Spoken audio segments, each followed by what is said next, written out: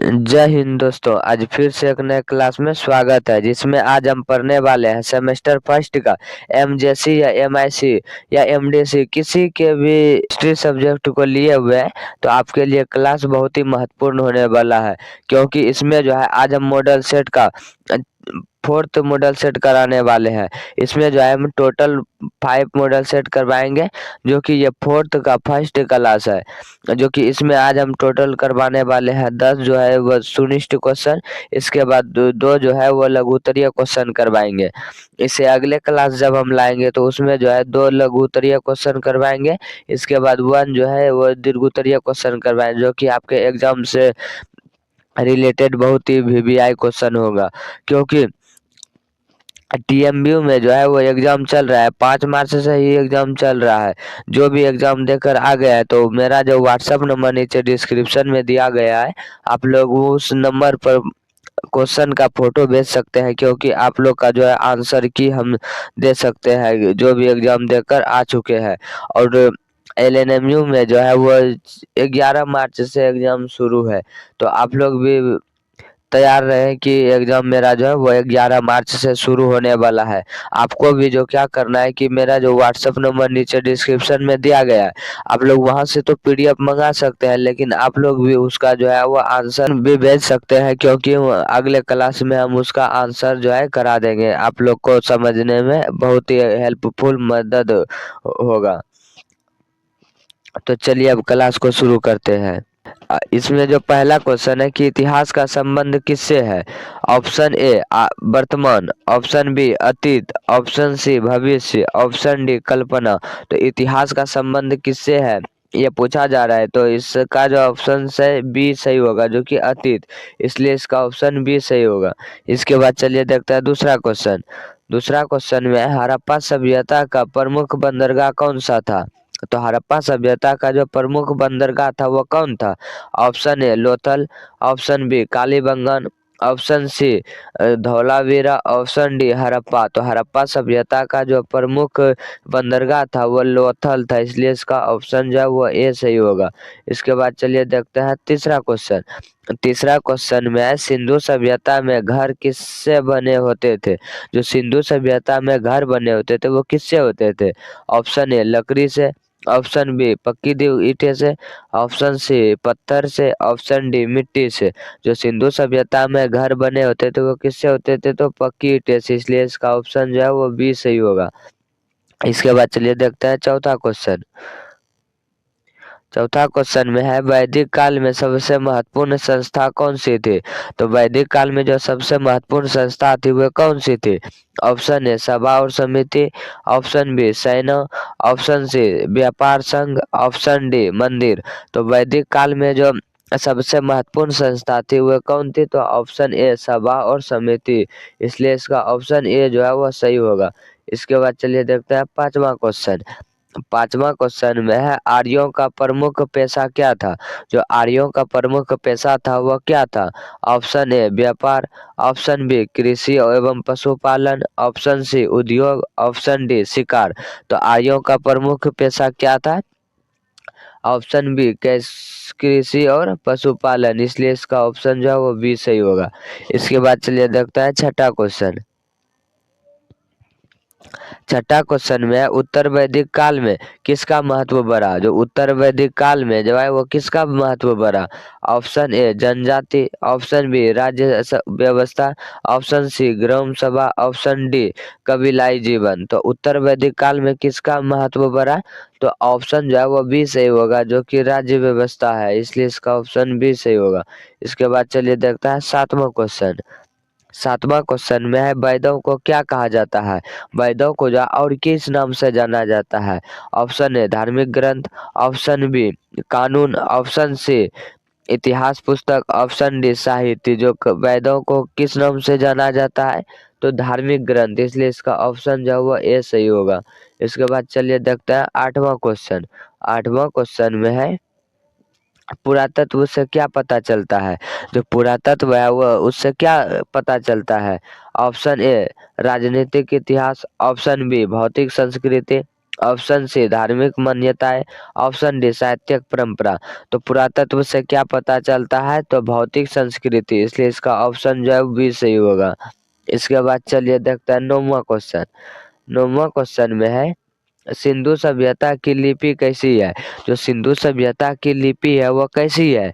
Option A पढ़ी जा चुकी है, ऑप्शन बी अपठित है, ऑप्शन सी संस्कृत में लिखी है, ऑप्शन डी चित्रात्मक और सरल है। तो सिंधु सभ्यता की जो लिपि है वो है अपठित है, इसलिए इसका ऑप्शन जो है वो बी सही होगा।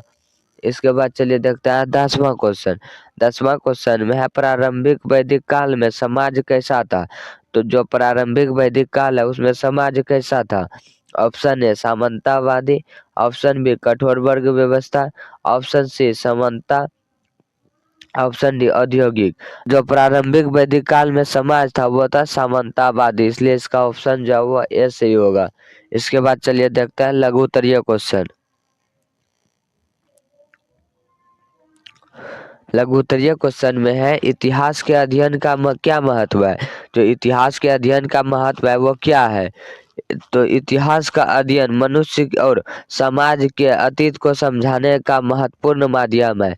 जो इतिहास का अध्ययन है वो मनुष्य और समाज के अतीत को समझाने का महत्वपूर्ण माध्यम है। इसके द्वारा जो है हम यह ज्ञान प्राप्त होता है कि विभिन्न सभ्यताओं, संस्कृति और सामाजिक संस्थाओं का विकास किस प्रकार हुआ। तो विभिन्न सभ्यताओं से जो है संस्कृति और सामाजिक संस्थाओं का विकास किस प्रकार हुआ। इस प्रकार हमें अतीत की घटनाओं, संघर्षों और उपलब्धियों से परिचित कराता है। तो इतिहास में जो है हमें अतीत की घटनाओं, संघर्षों और उपलब्धियों से परिचित कराता है, जिससे हम वर्तमान परिस्थितियों को बेहतर ढंग से समझ पाते हैं। जिससे जो है हम वर्तमान में परिस्थितियों को बेहतर ढंग से समझ पाते हैं।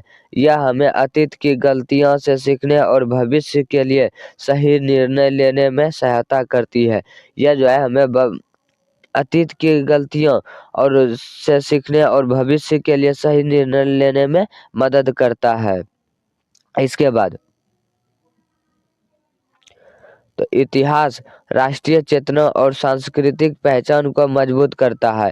तो इतिहास क्या करता है, तो राष्ट्रीय चेतना और सांस्कृतिक पहचान को मजबूत करता है, क्योंकि लोग अपने गौरवशाली अतीत को जानकर प्रेरणा प्राप्त करते हैं। क्योंकि लोग जो है वह गौरवशाली अतीत को जानकर प्रेरणा प्राप्त करते हैं। इसके अतिरिक्त इतिहास सामाजिक, राजनीतिक और आर्थिक परिवर्तनों के कारणों को स्पष्ट करता है। इसके अतिरिक्त जो है वह इतिहास सामाजिक और राजनीतिक और आर्थिक परिवर्तनों के कारणों को स्पष्ट करता है, जिसमें क्या होता है, तो समाज में जागरूकता और समझ विकसित होती है। तो इससे समाज में जो है वह जागरूकता और समझ विकसित होती है। इस प्रकार इतिहास का अध्ययन केवल ज्ञान प्राप्त करने का साधन नहीं है। तो इतिहास का जो अध्ययन है वो केवल ज्ञान प्राप्त करना ही साधन नहीं है, बल्कि समाज के समग्र विकास के लिए अत्यंत आवश्यक है। बल्कि जो है वह समाज के समग्र विकास के लिए अत्यंत आवश्यक है। आई होप आप समझ गए होंगे कि इतिहास के क्या अध्ययन का महत्व है। इसके बाद चलिए देखते हैं दूसरा क्वेश्चन। दूसरा क्वेश्चन में है कि लोथल के महत्व पर संक्षिप्त टिप्पणी लिखिए। तो लोथल के महत्व पर जो है संक्षिप्त टिप्पणी लिखने के लिए कहा जा रहा है। तो लोथल जो है सिंधु सभ्यता एक अत्यंत महत्वपूर्ण नगर था। तो लोथल जो है वह सिंधु सभ्यता का एक अत्यंत महत्वपूर्ण नगर था, जो वर्तमान में गुजरात में स्थित है। जो अभी वर्तमान में कहाँ स्थित है, तो गुजरात में स्थित है। इसका विशेष महत्व इस कारण है कि यहाँ एक सुव्यवस्थित नदी के अवशेष प्राप्त हुए हैं। इस कारण है कि यहाँ जो है वह एक सुव्यवस्थित गोदी के अवशेष प्राप्त हुए हैं, जो प्राचीन में समुद्री व्यापार के उन्नत स्वरूप को दर्शाता है। जो प्राचीन काल में जो है समुद्री व्यापार को उन्नत स्वरूप को दर्शाता है। इससे हमें यह पता प्रमाणित होता है कि सिंधु सभ्यता के लोग जो है न केवल स्थल मार्ग से बल्कि समुद्री मार्ग से भी व्यापार करते थे। इससे हमें क्या पता चलता है, जो सिंधु सभ्यता के लोग थे वे न केवल स्थल मार्ग से ही व्यापार करते थे, बल्कि जो है वह समुद्री मार्ग से भी व्यापार करते थे। तो लोथल से मन के बनाने के कारखाने, धातु और मिट्टी की वस्तुएं, माप तौल के उपकरण और अनाज के भंडार मिले हैं। तो क्या क्या लोथल से हमें मिले हैं? तो मनके बनाने के कारखाने, तो धातु और मिट्टी की वस्तुएं, माप तौल के उपकरण और अनाज के भंडार मिले हैं, जो इसे औद्योगिक और व्यापारिक केंद्र होने का संकेत देता है। जो इसे जो है वो भंडार मिले हैं, जो इसके औद्योगिक और व्यापारिक केंद्र होने का संकेत देते हैं। यहाँ की नगर योजना भी व्यवस्थित थी। यहाँ की जो नगर थी वह व्यवस्थित थी, सुव्यवस्थित। वहाँ की जो नगरें थी वह सुव्यवस्थित थी, जिसमें सड़कों पर और जल निकासी की अच्छी व्यवस्था थी। वहाँ की जो है वो सड़कें और जल निकासी की जो थी अच्छी व्यवस्था थी। इन सभी विशेषताओं के कारण लोथल सिंधु सभ्यता की आर्थिक और तकनीकी प्रगति का जो है वह महत्वपूर्ण उदाहरण माना जाता है। तो इस प्रकार जो है वह सभी विशेषताओं के कारण ही लोथल सिंधु सभ्यता की आर्थिक और तकनीकी प्रगति का महत्वपूर्ण उदाहरण जो है माना जाता है। आई होप समझ गए होंगे कि लोथल के महत्व पर क्या क्या संक्षिप्त टिप्पणी है। अगर आप लोगों को क्लास पसंद आया है तो लाइक करें या फिर डिसलाइक भी करें। अगर पसंद नहीं आया है तो डिसलाइक भी कर सकते हैं, क्योंकि मुझे पता चलेगा कि आप लोग को क्लास पसंद आया या पसंद नहीं आया। उस तरह का मैं अपने आप में बदलाव करने का लाऊंगा, ताकि आप लोग को समझने में काफ़ी मदद हो सके। अगर आप लोग इसका पीडीएफ से नोट चाहते हैं तो मेरा जो व्हाट्सएप नंबर नीचे डिस्क्रिप्शन में दिया गया है, आप लोग वहां से मैसेज करके डायरेक्टली मंगा सकते हैं, या फिर टेलीग्राम चैनल पर भी हम उपलब्ध करा देंगे, आप लोग वहां से भी डाउनलोड कर सकते हैं। अब जो है मिलते हैं अगले क्लास में, जिसमें जो है 2 लघु उत्तरीय क्वेश्चन और 1 जो है वो दीर्घ उत्तरीय क्वेश्चन कराएंगे। तब तक के लिए जय हिंद। मिलते हैं अगले क्लास में।